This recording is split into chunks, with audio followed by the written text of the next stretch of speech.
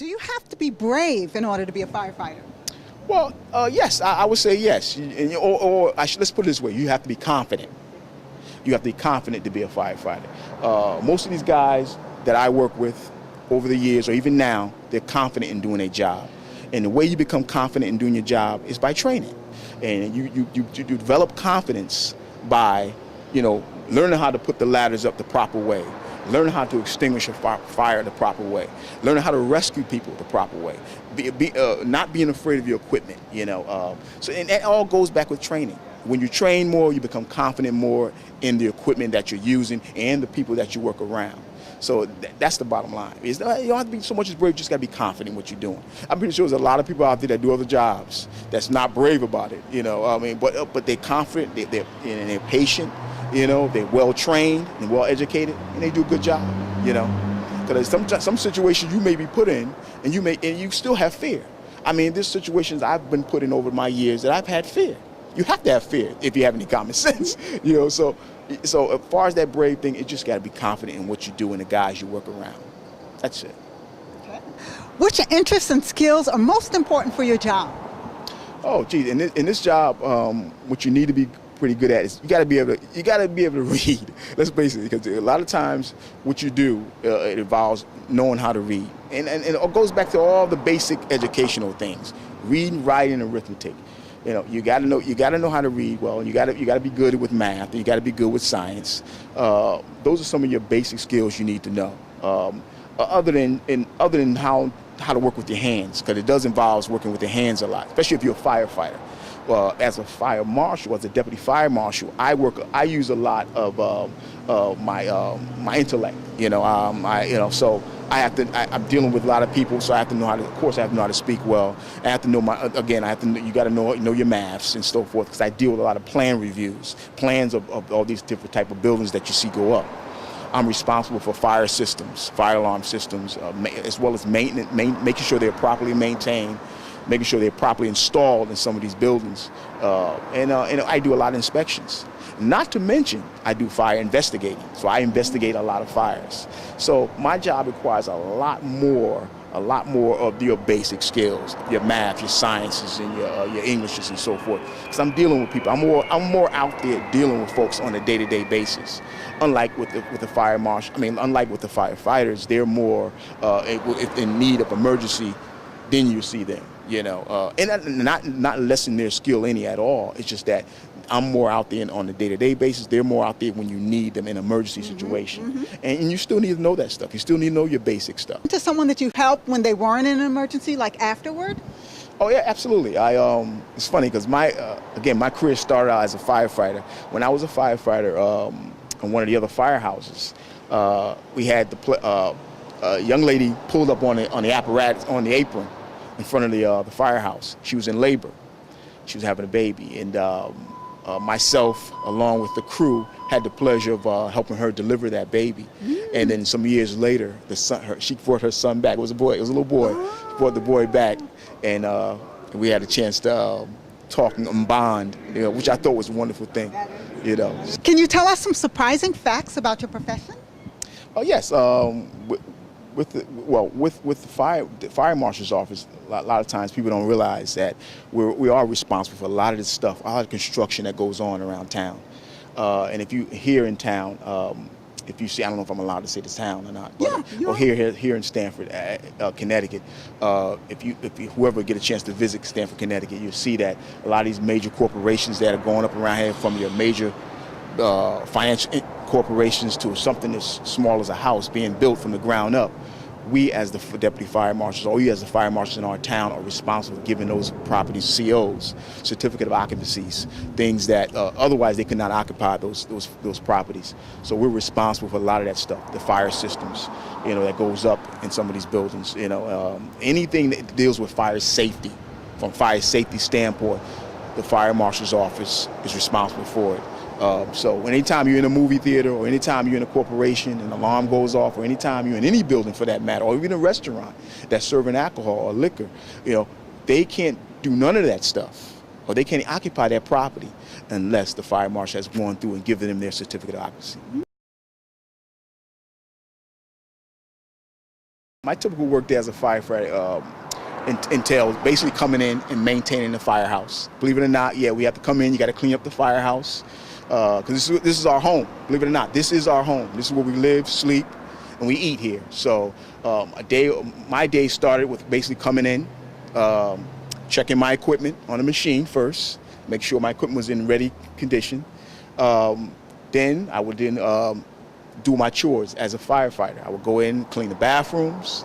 I would clean up my room. There's sometimes we had to do like little errands throughout the city, but that I may be assigned to go pick up mail. And someday I may be assigned to prepare the food. So sometimes we had different tasks.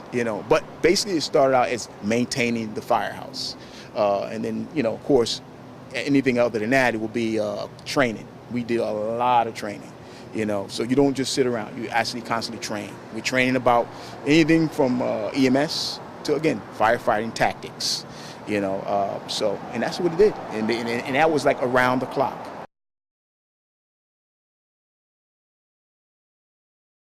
As a fire marshal, it's a little different. And a fire marshal, my day is not a 24-hour day. It's not a 3-on, 3-off day. I'm every day of the week.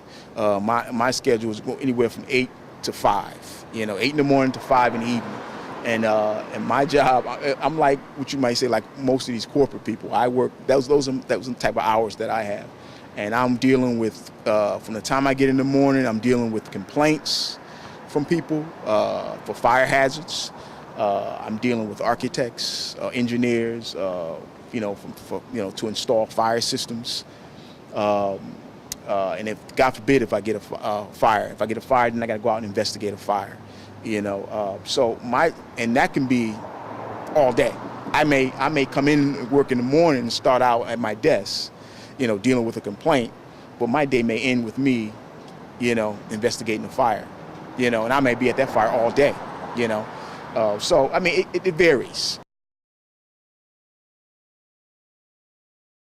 What I do, I review a lot of plans, a lot of construction plans, which entails me to be able to, you have to be able to know distances, you got to be able to use an architectural ruler, and you have to be able to do calculations for let's say assemblies. And I say assemblies meaning like restaurants, ballrooms, football stadiums, or athletic fields.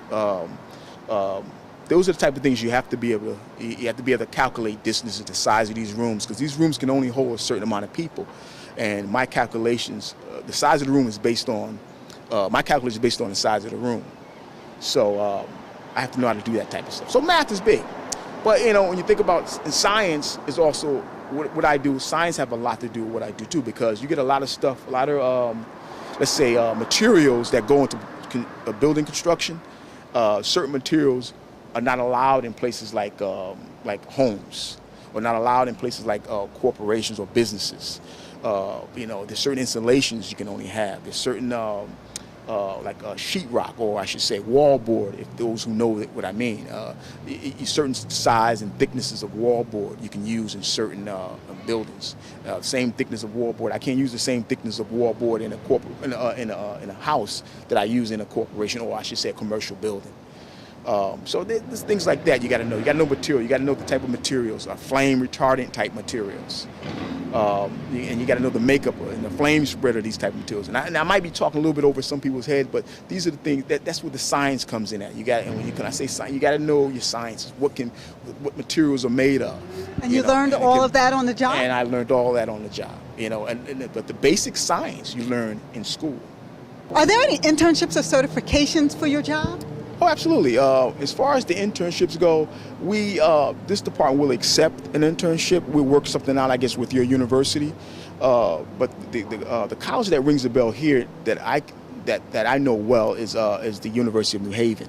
They have a great fire science program. The University of New Haven does, and what we've had students from there come and work in our office, the Fire Marshal's office, so they can get a chance to see what we do. And they've gained, I guess, credits for that.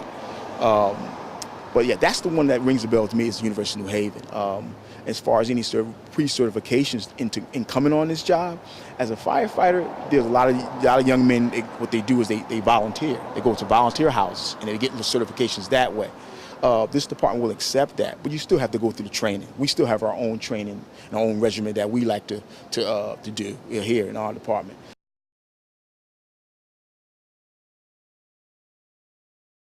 As a firefighter, this is some of the equipment that you'll be responsible for actually using. Of course, you got a protective helmet, which will protect your head or from any debris or anything that's may fall on your head if you're in a fire situation.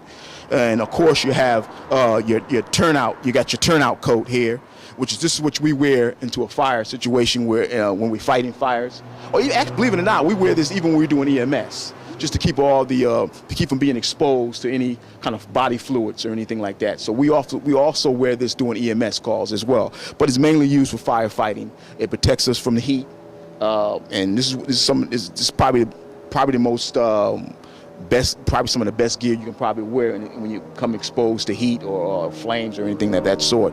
Of course, we have a radio, so we can always have communication back and forth with the other firefighters, and of course you have your turnout pants with your boots.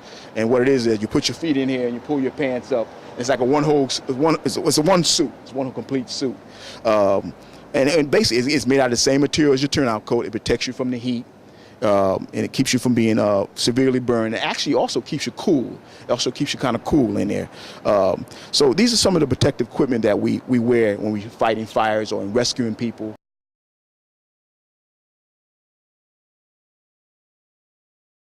So I would advise any young folk, any person that really wants to do something different in life, to try the firefighting business. You got to start off as a firefighter before you become a fire marshal. But the way to start is to start as a firefighter. Take a test. Go to your local municipality.